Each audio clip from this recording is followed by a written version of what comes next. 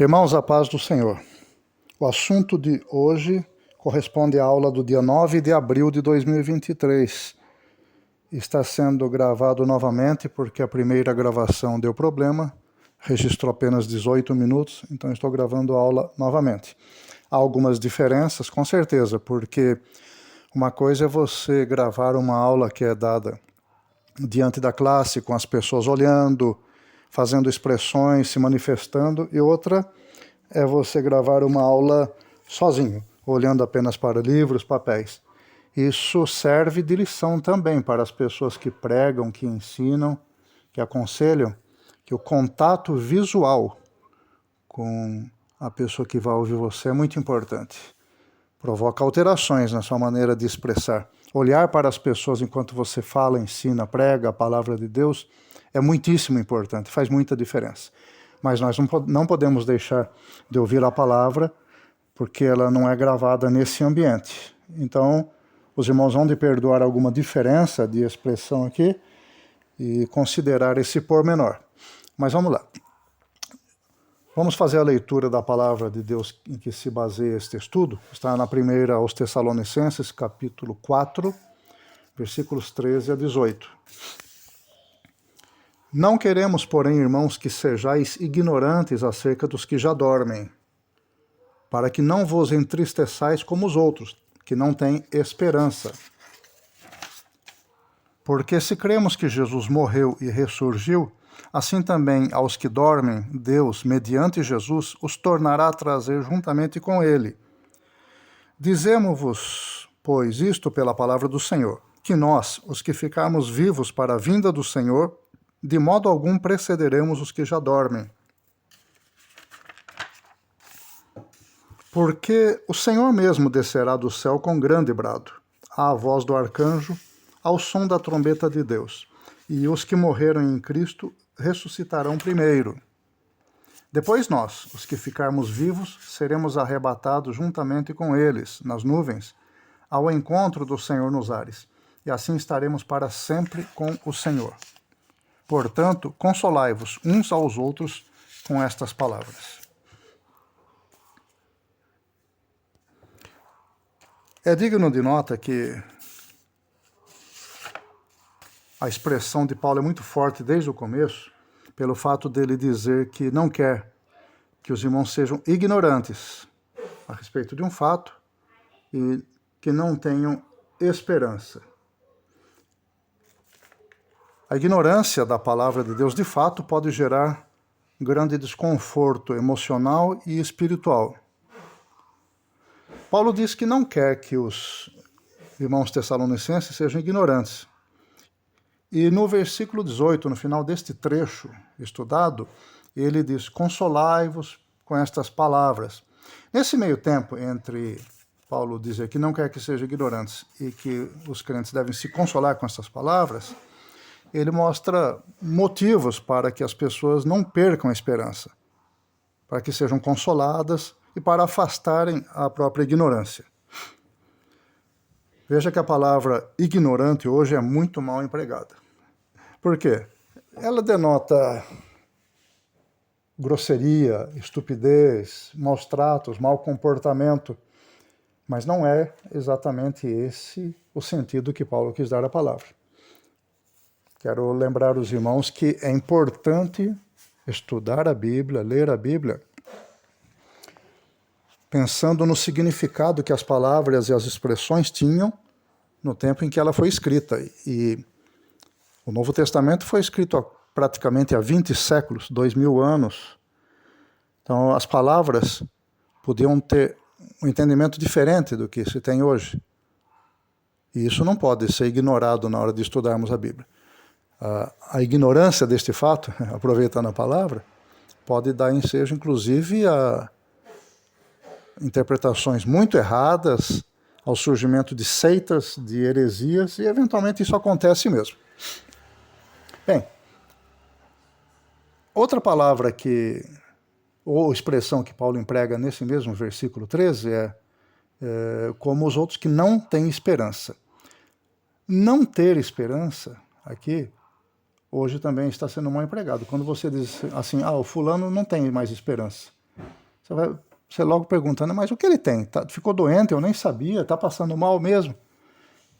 Não, Paulo com isso quis dizer, com essa expressão, que algumas pessoas não tinham esperança, já não estavam mais esperando coisa boa. Aqui especificamente não esperava coisa boa a respeito do Senhor, o que é pior ainda, né?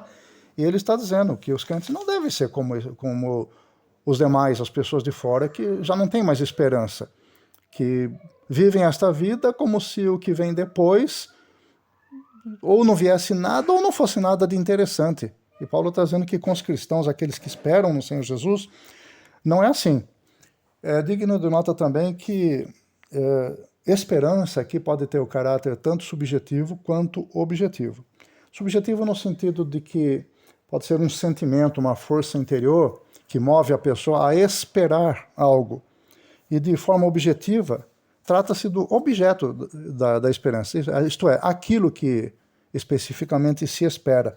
Então, no caso do cristão, a esperança reside no fato de que nossos corações, nosso entendimento se movem para o objeto que é Jesus Cristo, e nele nós esperamos. Então nós temos tanto o sentimento de esperança em nós, quanto nós temos o objeto de espera, que é o próprio Senhor Jesus, e aquilo que ele tem para fazer em nós. E Paulo diz que não podemos ser ignorantes a respeito disso. Isto é, não podemos deixar de conhecer os fatos, não podemos deixar de saber a verdade. Os crentes ficam discutindo inutilmente sobre coisas que eles não estão conhecendo bem, estão sendo ignorantes dos fatos, e estão até desanimando, perdendo a esperança. E, como Paulo diz, vocês não podem viver dessa maneira como as outras pessoas que não esperam mais no Senhor. E voltando lá ao versículo 18, ele diz, consolem-se uns aos outros com essas palavras. Isso mostra para nós que a palavra do Senhor, bem aplicada, no momento certo, tem um grande poder de alimentar a esperança, e nós temos que provar isso. Ora, nós não temos o tempo todo alguém nos ensinando e pregando, temos?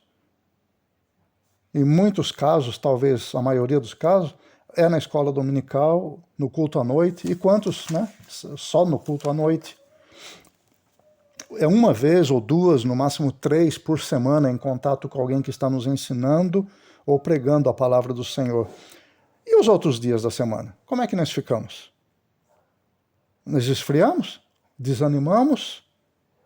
Ai, meu Deus, eu não vejo a hora de chegar ao culto de domingo à noite para eu me reanimar, porque eu passei a semana todinha e fui esfriando, fui perdendo a esperança, então espero chegar à escola dominical, espero chegar ao culto domingo à noite para eu readquirir esperança.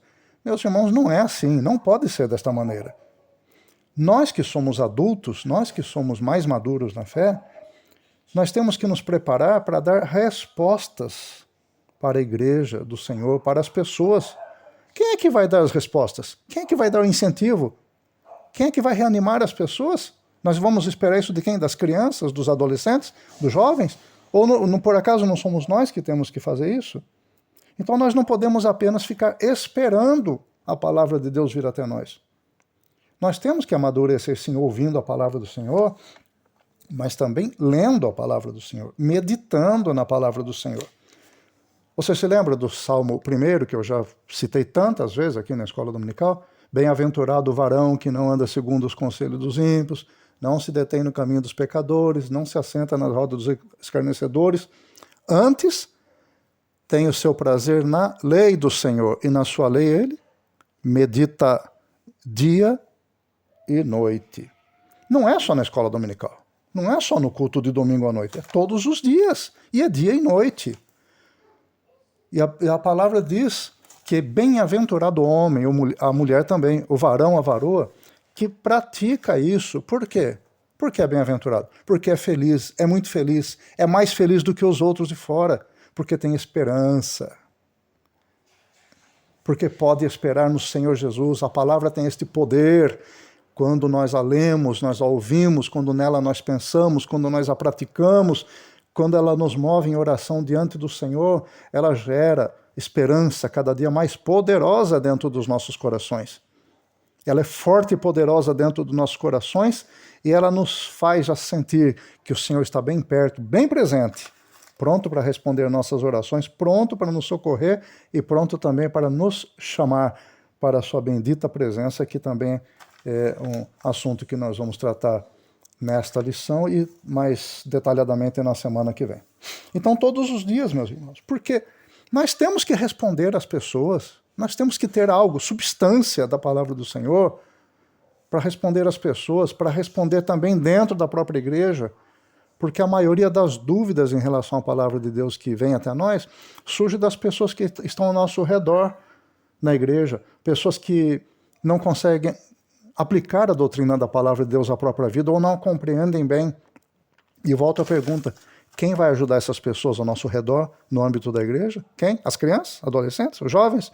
Não somos nós, os adultos, que devemos ser os mais maduros? Tanto na fé quanto na esperança, no conhecimento, no afastamento da ignorância, na obediência, na prática da palavra. Por isso, meus irmãos, é uma obrigação muito grande e muito séria. Não é apenas com cada um de nós. Não é uma obrigação apenas com o meu comportamento, mas é também com aqueles que me cercam, aqueles que estão ao redor.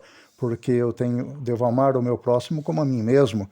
Se eu quero o benefício da esperança gerada pela palavra de Deus na minha vida, quero ter essa alegria, esse prazer, se eu amo o meu semelhante, meu próximo, devo querer isso para ele também. E eu sou a ferramenta, o canal através do qual Deus quer alimentar a esperança das pessoas, empregando a sua bendita palavra. E aqueles que são pais, então, o ministério é duplo, né?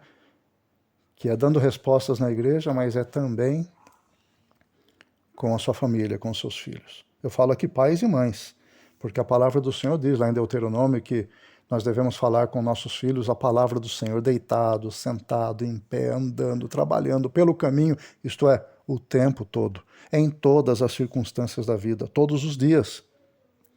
E como é que fica nesse caso o crente? Como fica o pai, a mãe, que perde a esperança e esfria durante a semana e espera só o final de semana para poder se alimentar da palavra do Senhor e se reanimar? Como ficam esses pais?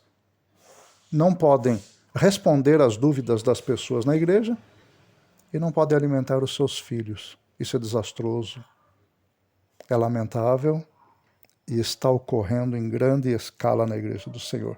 Temos que quebrar com isso. Quebrar este hábito e começar a nos alimentar todos os dias da palavra do Senhor. Ler a palavra, meditar na palavra, orar com base nela todos os dias, porque isso espanta a ignorância, quer dizer, o desconhecimento, e renova a nossa esperança. Lembra-se de que Deus falou através do profeta Oséias? O meu povo foi destruído porque lhe faltou o conhecimento. O conhecimento da palavra do Senhor faz toda a diferença nas situações mais críticas da vida, mais adversas, mais tenebrosas da vida. Policarpo, que viveu nos primórdios do cristianismo, primeiro, segundo século talvez, não era ignorante da palavra. Uma pessoa de reputação no meio cristão, foi preso por causa da sua fé no Senhor Jesus, por causa do seu ativismo cristão, e já prestes a ser morto na fogueira, recebeu a proposta de rejeitar Jesus Cristo publicamente para evitar ser queimado. E ele disse, não, tantos e tantos anos que eu espero no Senhor Jesus, que eu conheço e o amo, ele nunca me fez mal nenhum, agora vou rejeitá-lo de maneira nenhuma. E morreu queimado, mas morreu na bendita esperança que a palavra de Deus gera. Era uma situação muito difícil, crítica, uma situação apropriada para a pessoa se desesperançar de vez, não era? Mas ele não perdeu a esperança, porque ele não estava contemplando as coisas nesta vida, ele não olhava para os prazeres desta vida, ele olhava muito além até do sofrimento da fogueira, ele olhava para a eternidade, para o Senhor Jesus, esperando por ele, uma esperança gerada pela palavra de Deus, que tem que ser conhecida e aplicada na própria vida. Irmão, medite na palavra do Senhor quando você tiver dúvida. Medite quando você precisar tomar uma decisão. Medite na palavra quando você estiver passando por dificuldades. Medite na palavra quando você tiver alegrias. Medite na palavra quando você tiver recebido vitórias, porque esse também é um momento complicado. Quando você passa, qualquer pessoa passa por vitórias, ela tende a relaxar com relação à vigilância, aos cuidados na comemoração da vitória. Você não pode fazer isso. Nós não podemos fazer. Porque o inimigo está à espreita, já vamos falar disso um pouquinho. Uma outra expressão ou palavra, nesse mesmo versículo 13, Paulo fala a respeito dos que dormem. Não queremos, porém, irmãos, que sejais ignorantes acerca dos que já dormem. Esse dormir, no contexto do Novo Testamento, pode ter mais de uma acepção, e de fato tem. Pode estar se referindo aos que morreram fisicamente, como lá na passagem que é lido todo mês na Santa Ceia, né? 1 aos Coríntios capítulo 11 diz que por isso há entre vós muitos fracos e doentes e muitos que dormem, quer dizer, que já estão mortos. Mas também, como nós vamos ver adiante e em outras situações na Bíblia, dormir pode estar se referindo à desatenção. Pessoas estão desatentas, estão sendo negligentes espiritualmente. E veja que foram 3 palavras ou expressões num só versículo que podem ter significados diferentes dependendo do contexto ou da época. E, irmãos, nós temos que prestar atenção a isso no estudo da Bíblia. Percebeu que há alguma coisa, alguma palavra, uma expressão que está incomodando você ou que você não está tendo domínio, faça perguntas para ela. Faça perguntas para a palavra, pergunte para o Senhor em oração, consulte aqueles que estudam mais, que têm publicações, livros, eruditos da Bíblia. O Senhor tem tantos servos que escreveram coisas maravilhosas que podem nos ensinar e nos ajudar a compreender coisas mais difíceis na palavra. Bem, aqui fica uma pergunta muito interessante que talvez você já tenha feito ao ler estes versículos. É a seguinte: como foi que o apóstolo Paulo ficou sabendo que a igreja de Tessalônica estava passando por esses problemas? Teria sido Timóteo? Falou para ele? Ou algum viajante foi lá e contou: Paulo, a situação é essa. Ou alguém escreveu uma carta dizendo: ó, o pessoal aqui está meio desorientado com relação a isso. Eu acredito que foi Timóteo, né? Foi lá e voltou falando com Paulo e dizendo: olha, eles não estão bem instruídos acerca desses detalhes, a ressurreição dos mortos, a volta do Senhor, o arrebatamento. Isso está gerando muito desconforto emocional e espiritual. E aí Paulo passa a ensinar. Mas fica aqui, a pergunta foi essa, como Paulo ficou sabendo, mas tem mais uma pergunta que pode ser feita. Ela não está aqui no texto bíblico, mas é uma pergunta legítima e importante que nós devemos fazer para o texto, para nós mesmos. Como foi que essa dúvida entrou na igreja de Tessalônica? Paulo tinha ensinado a respeito desse assunto, ele mostra que nas coisas que ele escreveu, que ele já tinha falado sobre isso. É certo que ele deve ter passado pouco tempo por causa da perseguição, saiu de lá corrido, então é possível que ele não tenha ensinado detalhadamente, detidamente esse assunto, procurando aplicar ao cotidiano. Pode ser, né? E quando isso acontece, como aconteceu em Tessalônica, aconteceu em outros lugares e acontece no nosso cotidiano, alguém pode ser usado pelo inimigo para se aproveitar das dúvidas que há, de um ensino incompleto, de um aprendizado incompleto, da ignorância da palavra de Deus, para lançar novas dúvidas. O inimigo, Satanás, procura esse tipo de brecha, procura estas coisas. E nós estamos vivendo este tempo com certeza. Jesus previu. Ele disse que, na parábola do joio e do trigo, que os servos dormiram, quer dizer, não morreram. Eles se desligaram dos fatos, ou foram negligentes, deixaram de vigiar. E veio o inimigo e semeou o joio. O joio, meus irmãos, enquanto está crescendo, é praticamente igual ao trigo. E está no meio do trigo. Não tem como saber o que é um e o que é outro. Você vai saber a diferença quando der o fruto, porque o fruto do joio é muito diferente do fruto do trigo. É como a diferença entre o capim comum e o capim santo, ou erva cidreira, como alguns chamam. São iguais, né? Eu mesmo esses dias fui apanhar um, eu tive que pegar, esmagar e cheirar para ver se era capim santo Ou era capim profano, né? Capim pagão.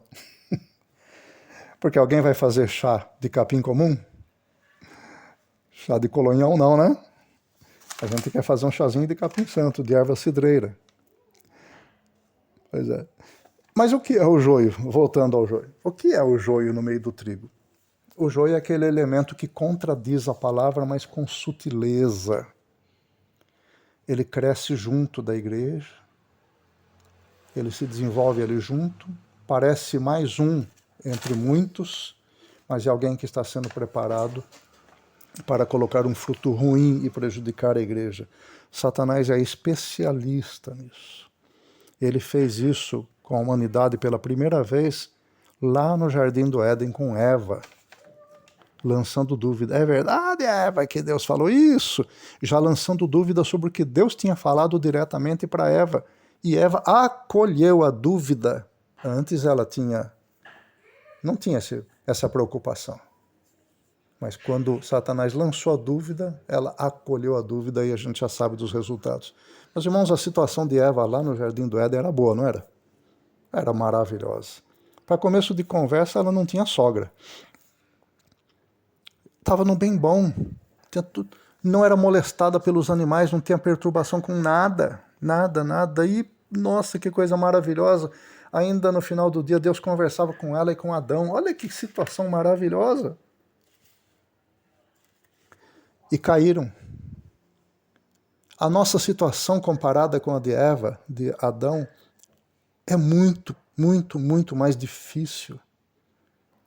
A nossa vida agora é um vale de lágrimas, de sofrimento, de tribulações. Nós não estamos no Jardim do Éden. Se eles caíram, estando vivendo numa situação maravilhosa, assim, deram bobeira e caíram, quem somos nós para bater no peito e achar que não vamos cair? Nós temos é que vigiar, meus irmãos. E nós temos que vigiar com base na palavra do Senhor, conhecer a palavra, não sermos ignorantes, não dormirmos, para que nós tenhamos esperança e não caiamos nas armadilhas do inimigo. E existem pessoas que podem estar funcionando como joio no nosso meio? Com certeza. Mas quem é? Eu não sei, porque o joio é parecido com o trigo. Quando começar a dar o fruto, aí nós vamos perceber. Mas quem vai perceber isso? Quem vai perceber que o fruto é diferente? Quem conhece a palavra de Deus. Porque como é que se pode comparar o fruto da palavra de Deus com o fruto do inimigo se não se conhece a palavra de Deus? Precisamos conhecer, para que a nossa esperança não seja derrubada por terra. E retornando à palavra que nós lemos, é possível que os pagãos que influenciaram o pensamento e as dúvidas dos crentes de Tessalônica considerassem que a morte era o fim de tudo, uma destruição final. E morreu, acabou, né? Isso pode ter, o pensamento pagão pode ter influenciado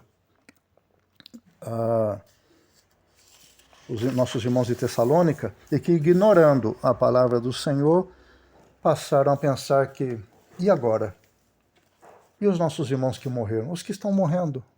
E vai ser deles? Imagine essa dúvida ainda com relação às pessoas mais próximas. O marido perder a mulher ou vice-versa. A morte de filhos. A morte de alguém muito próximo, muito amado. A dor é muito maior, né? Porque a dúvida traz isso, sim. Traz sofrimento, instabilidade, desequilíbrio, dor. Você não quer isso para a sua vida, quer? Então não faça como os Tessalonicenses. Faça como Paulo declarou, não seja ignorante, conheça a palavra do Senhor. E Paulo volta a dizer, vem falar para os irmãos de Tessalônica, versículo 14. Porque se cremos que Jesus morreu e ressurgiu, olha aqui uma figura do batismo, né? Aliás, isso figurado no batismo, morrer para o mundo e ressurgir para o reino de Deus. Morrer para o pecado e ressuscitar com Cristo. Morrer fisicamente e ressuscitar para a vida eterna, com o Senhor Jesus. E ele diz que, assim como Jesus, se cremos que Jesus morreu e ressurgiu, assim também os que dormem, os que estão mortos. Deus, mediante Jesus, os tornará a trazer juntamente com ele. Trazer para onde? Trazer para a vida. Trazer para a vida que não acabará mais em Jesus Cristo.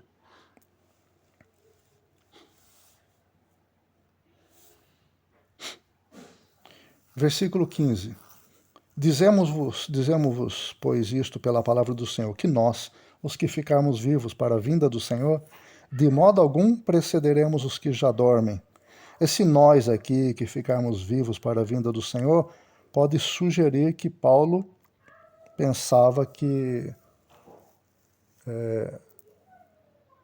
acreditava que o arrebatamento da igreja ia acontecer nos dias dele. E que a igreja não passaria pela grande tribulação. Há outras formas de interpretação, outros pensamentos. Não é nosso propósito aqui discutir essas formas. Nós vamos falar apenas daquilo que afligia os irmãos de Tessalônica e como Paulo resolveu isso. Mas fica aqui essa questão importante. Se Paulo era pré-tribulacionista e se ele esperava a vinda do Senhor para os dias dele. Essa parousia, essa vinda do Senhor Jesus, é um fato importante no Novo Testamento. Cerca de 340 versículos do Novo Testamento tratam desse assunto. Alguém estudou isso e viu que, em média, 1 a cada 23 versículos do Novo Testamento trata sobre esse assunto. E quando Paulo fala que, de modo algum, nós precederemos os que já dormem, mostra a aflição, a instabilidade, a tristeza que os irmãos tessalonicenses estavam sentindo e sofrendo por causa da ignorância da palavra do Senhor. Porque parece que eles acreditavam que quem morreu podia até ressuscitar depois, pode ser, quem sabe, mas uma ressurreição de segunda classe, como que Jesus voltasse para aqueles que estão vivos e desse a plenitude da herança, das bênçãos para aqueles que são arrebatados vivos, e depois, possivelmente até mais adiante, no futuro, os que morreram em Cristo seriam ressuscitados, mas não teriam participação na mesma qualidade de benefícios da herança do Senhor. E como, nesse sentido, os que fossem arrebatados estando vivos tivessem precedência. E Paulo está dizendo, de modo algum, nós precederemos os que já dormem. Falando isso, declarando isso, Paulo não apenas procura remover a tristeza do coração dessas pessoas, mas ele procura demonstrar, certamente, a verdade da palavra do Senhor. Olha, nós não precederemos, não teremos nada melhor, mais glorioso do que eles, não.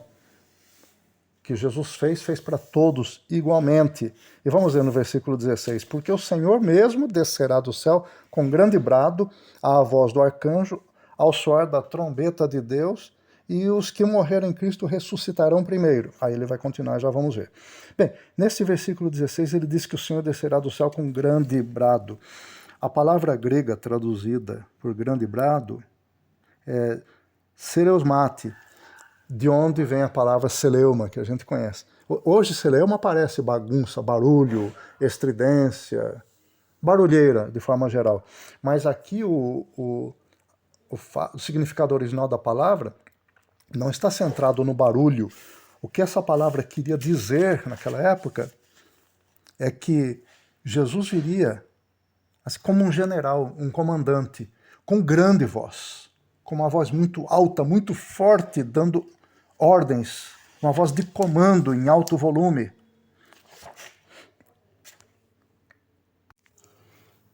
Essa é uma voz semelhante àquela que deu um comando para Lázaro quando estava na sepultura há 4 dias. Lázaro, sai para fora.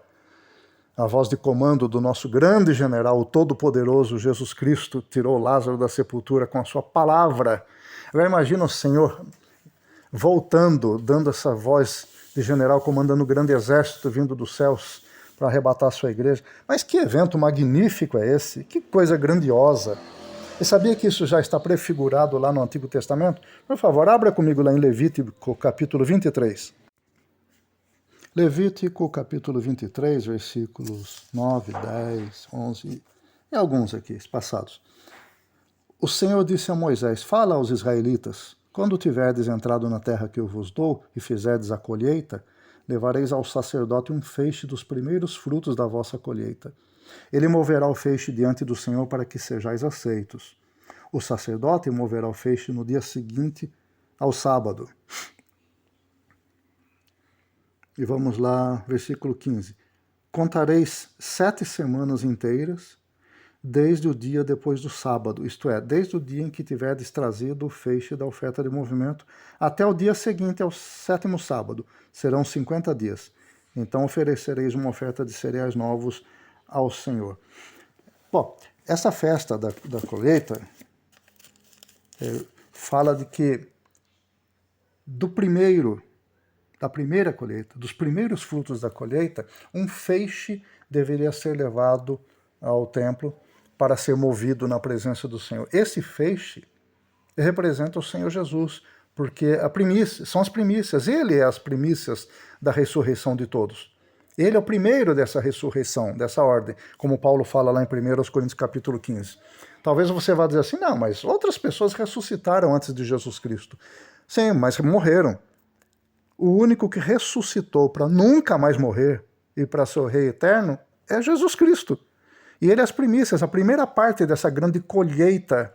Jesus Cristo, as primícias, e depois a igreja, né? A grande colheita. Mas vamos entender alguma coisa ainda que está nesses versículos que nós lemos. Esse molho das primícias, simbolizando Jesus Cristo, devia ser movido diante do sacerdote. Como é que no templo do Senhor? Como é que ele era movido? Como isso acontecia no templo? O sacerdote pegava este feixe e movia horizontalmente o feixe de um lado para o outro, da direção do povo para a direção do altar do Senhor e vice-versa, depois do altar na direção do povo, simbolizando que havia alguém entre o povo e Deus que transitava nesse caminho, que é o único que podia fazer isso, entre Deus e o povo, entre o povo e Deus, estava sendo simbolizado naquele feixe. E este é o Senhor Jesus Cristo, a primícia dos que dormem. E é interessante, né? Isto é para ser feito quando? No dia seguinte ao sábado. Isto é, hoje a gente conhece como sendo domingo. E domingo é o dia do quê em relação à Páscoa? Que está sendo comemorada neste dia 9, o dia desta aula, dia 9 de abril. É o dia da ressurreição de Jesus Cristo. Olha que coincidência maravilhosa. O dia em que Jesus ressuscitou e fez esta ponte entre os seres humanos e Deus, e entre Deus e os seres humanos, como as primícias da ressurreição, as primícias da grande colheita e da ressurreição. E depois disso, depois vem a colheita, que é a grande colheita, é todo o cereal que está no campo esperando para ser colhido, que simboliza a igreja, o arrebatamento da igreja, a levada da igreja, transformação e ressurreição para passar a eternidade toda com o Senhor. E também ainda havia os rabiscos da colheita, aquilo que não deveria ser colhido, que ficaria para os pobres, né, nos cantos do campo, perto da estrada, para os pobres se alimentarem, que simbolizam aqueles que hão de se salvar, os rabiscos, a menor parte, alguns assim esparramados no meio da colheita, haverão de se salvar durante a grande tribulação. Olha que maravilha a palavra do Senhor, e olha como ela se aplica maravilhosamente ao nosso contexto, porque Deus planejou tudo isso, por isso que está dando tudo certo, né? O plano da salvação está dando certo porque foi Deus quem o elaborou e Deus quem o colocou em execução, não dependeu do ser humano.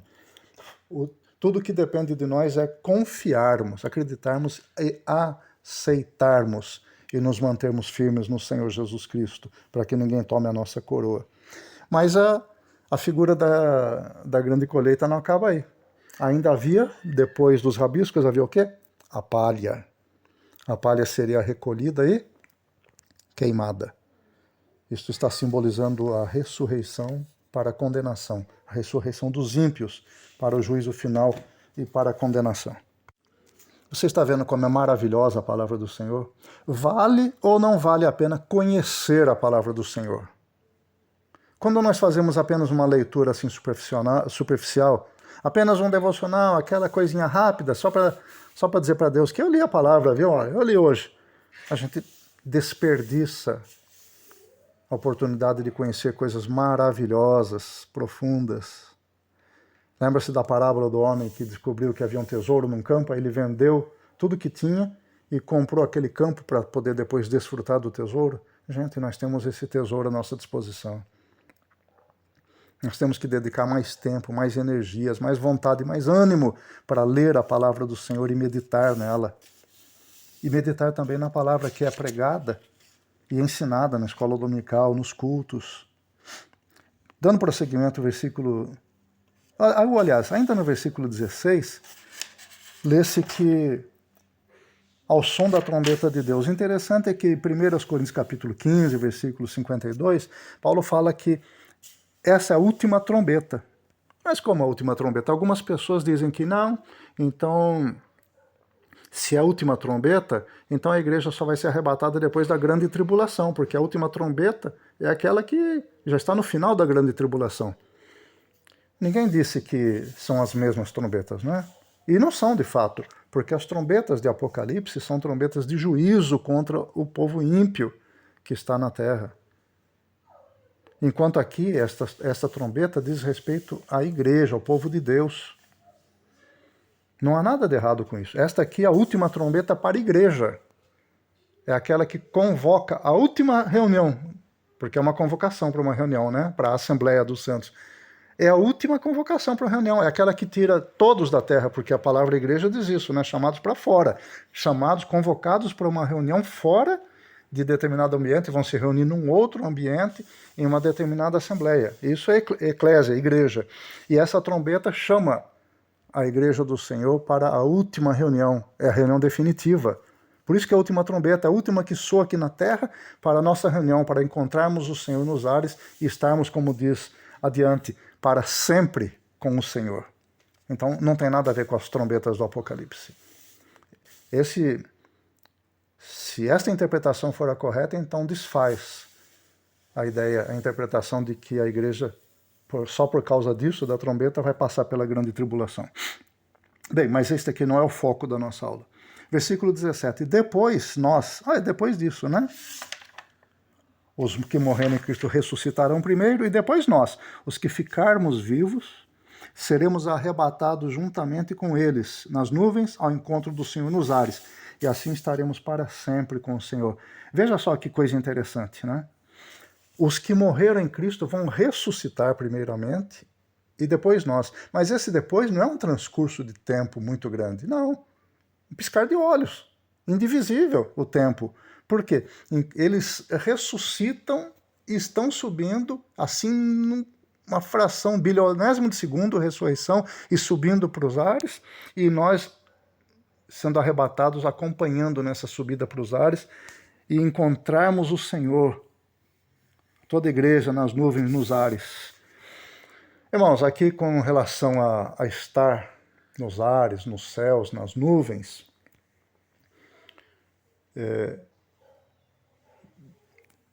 temos que entender que o céu não é uma posição geográfica, certo?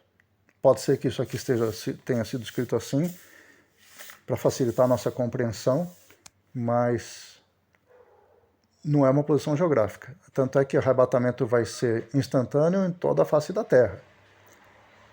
E em qual céu, né? A gente vai se encontrar. Então, e qual nuvem? E se não houver nuvem em cima onde está o crente, então ele não vai ser arrebatado? Não, meus irmãos, isso aqui é para nós entendermos que estaremos numa posição diferente dessa. Ainda que, veja só, Jesus Cristo, quando foi assunto aos céus, depois da sua ressurreição, depois de passar aquele tempo todo com os discípulos, ele subiu à vista de todos e uma nuvem o ocultou. Então é da maneira como o ser humano pode compreender. E certamente que não havia entendimento nem linguagem apropriada na época de Paulo para descrever a passagem para a dimensão espiritual. Mas o importante é nós sabermos que não estaremos vivendo nessa dimensão terrena. Nós seremos transformados, corpo glorioso, e viveremos em outra dimensão, sem limitação de tempo, de espaço. Viveremos no infinito e na eternidade com Deus.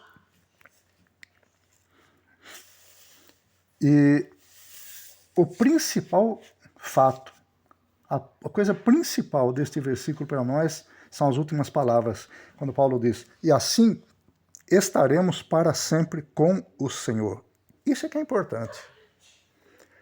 Tudo que aconteceu antes disso vai reduzir muito de significado, de importância, ou perder o significado. Porque, gente, tudo quanto sofremos, tudo quanto choramos, tudo quanto gememos, todas as angústias, toda a expectativa, quando nós, num piscar de olhos, encontrarmos todos os irmãos em Cristo, de todas as épocas, e o Senhor dando aquele brado de general que convoca, que chama, que ordena, estiver diante de nós na sua glória, na sua majestade, na sua beleza, no seu amor infinito, meus irmãos, quem é que vai querer se preocupar com o que já sofreu, com o que passou, com o que deixou para trás, quanto dinheiro tinha na poupança, se deixou carro, deixou bicicleta ou não deixou nada, se sofria, era perseguido, era espezinhado, quem vai querer se lembrar disso, meus irmãos?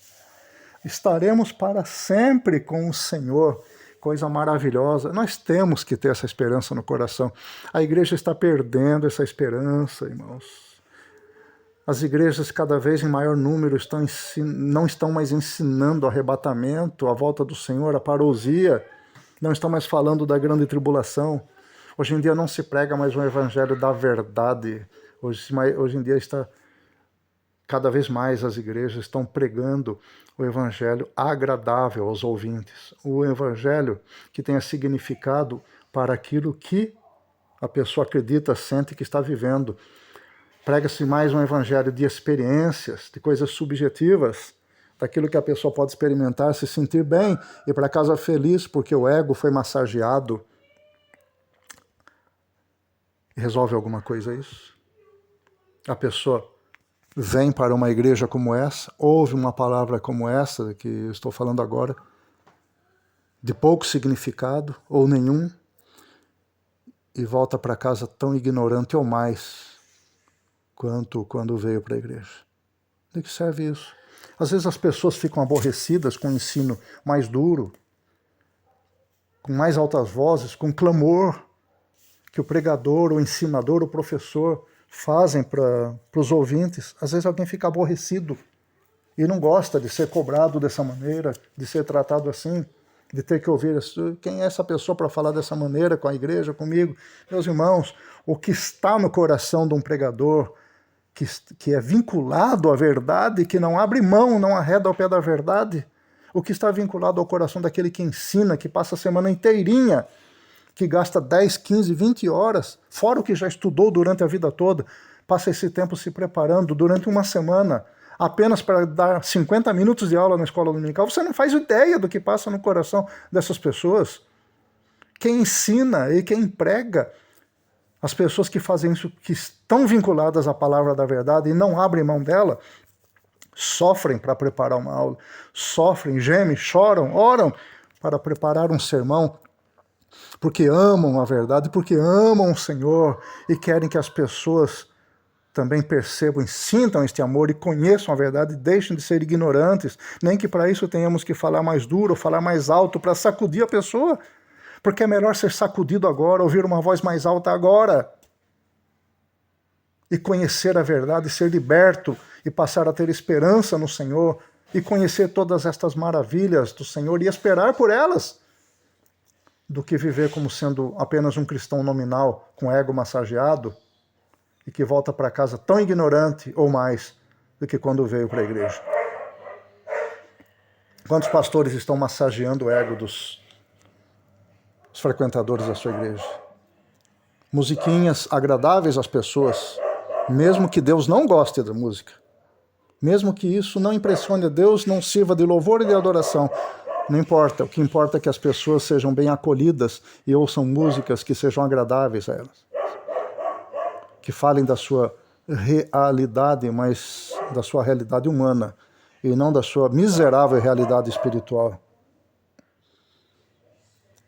Você que está ouvindo, você quer participar destes eventos que a Bíblia, a palavra de Deus, promete para aqueles que são fiéis até o fim? Você quer participar disso? Você quer encontrar o Senhor Jesus nos ares e estar para sempre com Ele? Nunca mais ter lágrima, desespero, choro, fome, necessidade, dívidas, perseguição, nunca mais. Mas passar toda a eternidade olhando a majestade de Deus e servindo o Senhor bendito e sendo tratado por Ele como filho que vai ter uma existência eterna diante dEle e tomar posse de toda a herança reservada pelo Senhor Jesus Cristo para nós. Você quer tomar parte disso? Então deixe de ser ignorante em relação à palavra do Senhor. Conheça a palavra. Lembre-se do que o Senhor Jesus disse: conhecereis a verdade. A verdade é a palavra de Deus que está encarnada em Cristo Jesus. Conhecereis a verdade e a verdade vos libertará. Não adianta ir para culto de libertação. É isso. Não é culto que liberta uma pessoa. Quem liberta uma pessoa é o Senhor Jesus. A palavra encarnada, a verdade. Ele diz: eu sou o caminho, a verdade e a vida. Ninguém vem ao Pai a não ser por mim. Não adianta querer se enganar. Isso é se manter na ignorância e não ter esperança. Quantas pessoas se dizem cristãs, mas não tem mais esperança nisso que nós estamos aprendendo hoje. E o Senhor Jesus está prometendo que se você se mantiver fiel até o fim, não deixar ninguém roubar a tua coroa, vigiar, Ele está garantindo para você que você vai estar para sempre com Ele. E Paulo encerra esse trecho dizendo: portanto, consolai-vos uns aos outros com estas palavras. É o que estamos pretendendo aqui nesta aula. É consolar você. Você pode ter uma esperança viva, uma esperança que impulsiona a sua vida a praticar o bem, a fazer o que é agradável a Deus, a conhecer a palavra do Senhor cada dia mais, se aproximar de Deus cada dia mais, cumprir aquela palavra que Deus declarou para Salomão quando disse: se meu povo, que se chama pelo meu nome, você se chama pelo nome do Senhor? Você se diz que é de Cristo? Você diz que é cristão? Se meu povo que se chama pelo meu nome se humilhar, quer dizer, reconhecer que não é nada e que precisa aprender, deixar de ser ignorante, se humilhar e orar e buscar a minha face, quer dizer, estar cada dia mais próximo do Senhor, procurar ser íntimo dele, buscar a face dele como um filho procura a face do papai. E diz: então eu ouvirei dos céus e perdoarei os seus pecados e sararei a sua terra. Você pode estar incluído nisso se você quiser. Você pode deixar de ser ignorante em relação à palavra de Deus se você quiser. Você pode ser sábio na palavra de Deus se você quiser, porque Deus diz que Ele dá sabedoria para quem pede, dá liberalmente, e não passa na cara da pessoa. Ele dá à vontade a sabedoria. Você pode ter tudo isso e, como consequência, ter uma esperança que ninguém pode roubar de você. Nem a tribulação, nem a fogueira, nem a fome, nem a nudez, nem a espada. Nada pode roubar de você. Nada. Quem nos separará do amor de Cristo? Quem pode separar de Cristo aquele que deixou de ser ignorante e que tem uma esperança acesa dentro de si? Quem pode separar de Cristo essa pessoa? Ninguém pode separar. Ninguém pode separar de Cristo. Mas isso vai depender de você. Porque se você não quiser, é lamentável. Mas se você quiser, tudo isso é para você também. Meus irmãos, na próxima semana, capítulo 5, para falarmos da vinda do Senhor, do dia do Senhor e do comportamento dos crentes em relação a isso. Já é um próximo passo no nosso estudo. Conto com vocês na próxima lição. Na verdade, essa próxima lição já está até gravada, porque esta aqui é uma regravação da aula, né? Já está até gravada e será colocada, se Deus assim permitir, na minha página no YouTube para que você possa ouvir. Deus abençoe você. Obrigado pela paciência em me ouvir. Um grande abraço. E que o Senhor Jesus abençoe você continuamente, sempre alimentando sua esperança. Um abraço. Amém.